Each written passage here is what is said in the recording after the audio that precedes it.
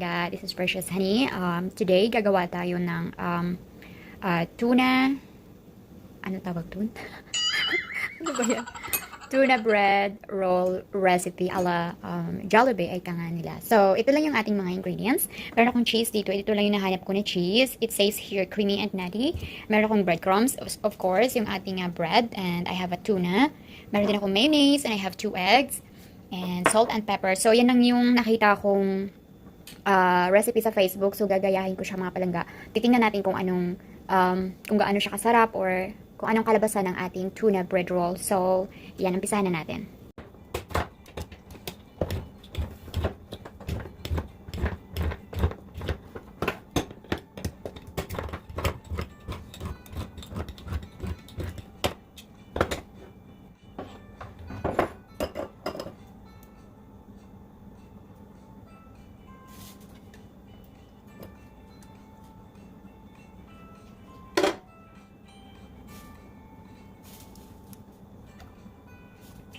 Kalain natin siya kasi meron siyang tubig sa loob. Ayaw ko yung baka magiging basa siya. So, i-drain ko muna yung sabaw niya ng konti.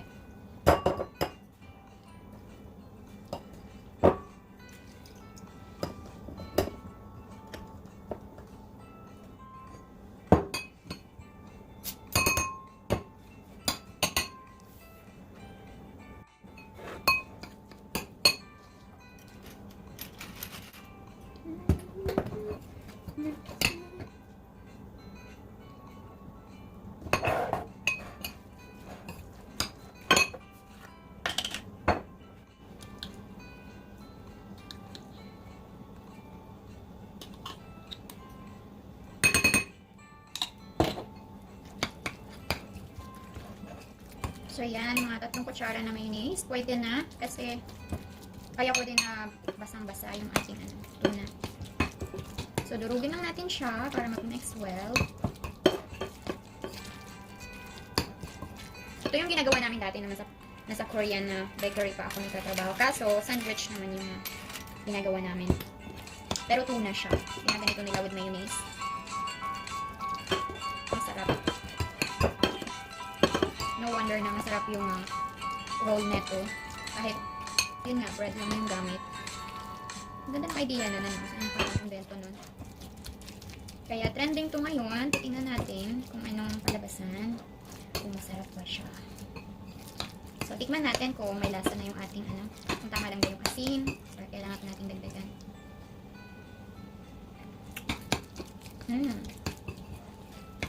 Yummy. Tama na siya. So, hindi ko na siya kailangan dagdagan ng asin. Ayan.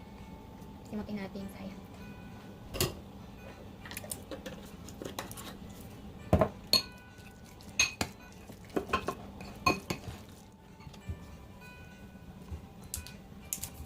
Sana masarap ng cheese. Wala kasi akong makahanap or makitang egg and cheese na kagaya sa Pilipinas. Egg and cheese kasi yung inibili nila. Diba? Yung mabutas. So, ito na lang kasi creamy naman daw siya at saka nutty. Tingnan natin mamaya anong lasa. Hirap naman. Yan.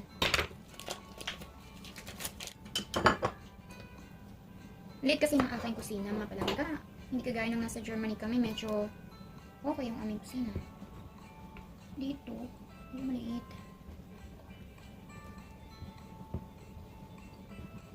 Medyo makapalaki ang iwa ko.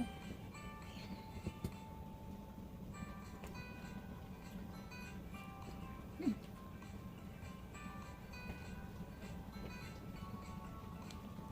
Hindi siya kagaya ng egg and cheese. Pero okay lang. Hindi siya kasing sarap ng egg and cheese. Masarap siya, makalat-alat ng konti. Egg and cheese kasi chewy kasi siya. Okay na diba? So, pagtsagaan na natin. Natin ano siya. Ano natin natin. Natin.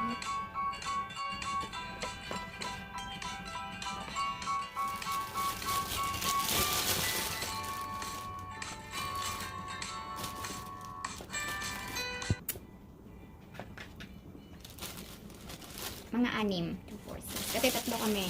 So, 6 na bread gagamitin ko. So, wala ako yung pangpitpit ng tinapay. Ito na lang. Hindi ko na siya tatanggalan ng gilid. Para-paraan na lang to. gusto mong kumain, may paraan. Kaya, mamasahin ko siya through baso. O, diba? Mas napitpit pa siya.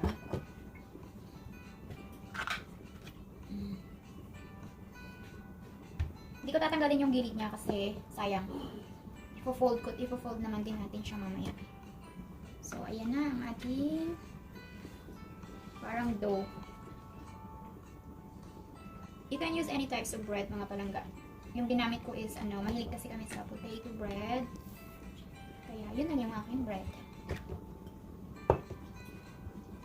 Sa tingin ko, okay na siya. Ayan, nakagawa na tayo ng 6 na dough. Ayan, balutin na natin.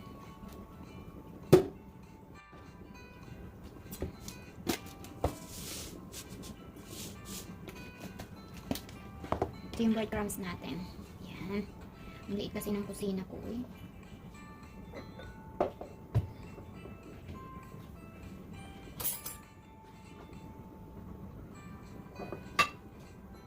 Kasyahin na lang natin yung kusina ko mga palangga. Pasensya na kayo. Siguro 2 itlog pwede na. Kasi isaw-saw lang naman natin.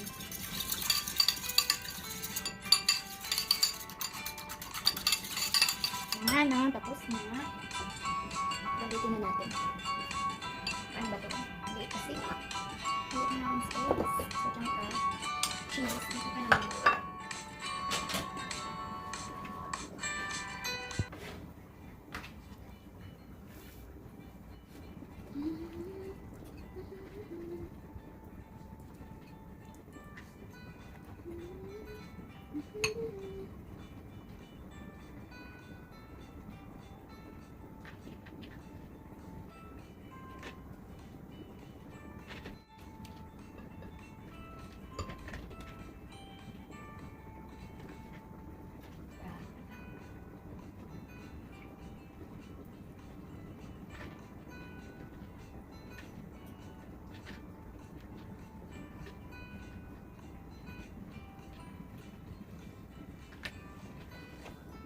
Dyan ka. Okay. Hirap kasi liit.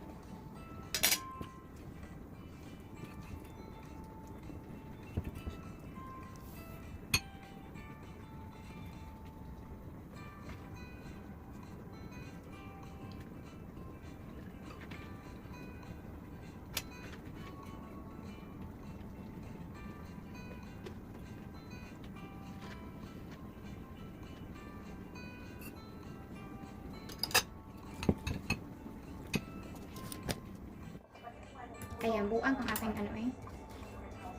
Nag-start nga ako, hindi pala siya nag-record. Kaya, bahala na kayo mga palangga umintindi. Ganun talaga minsan. Pag nag-film ka, sablay. O yan, nabalot na siya. Hirap na hirap ako.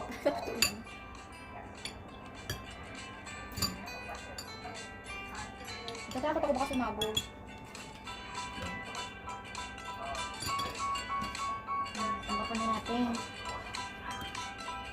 First attempt ko pa mga palangga, kaya nangangatata tayo paano gawin ito. So, diba? Ganun lang. Paliguan lang natin siya ng breadcrumbs. Ayan. Ayan. Diba?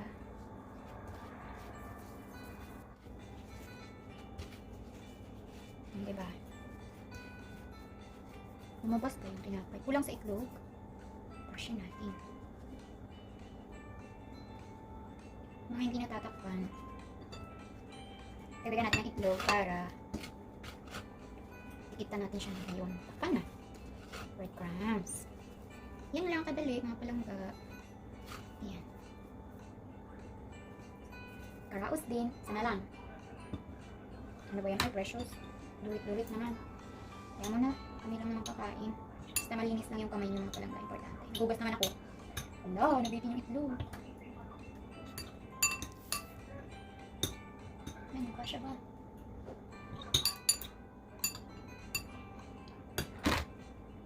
Alright, yan.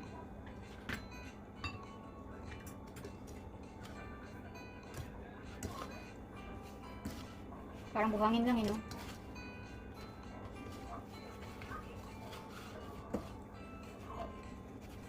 Oh, diba? i-fry natin siya mamaya. Tapos na.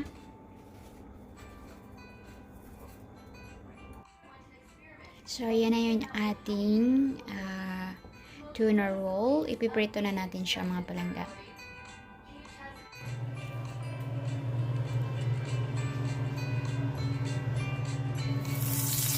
Ala, mainit pa rin siya.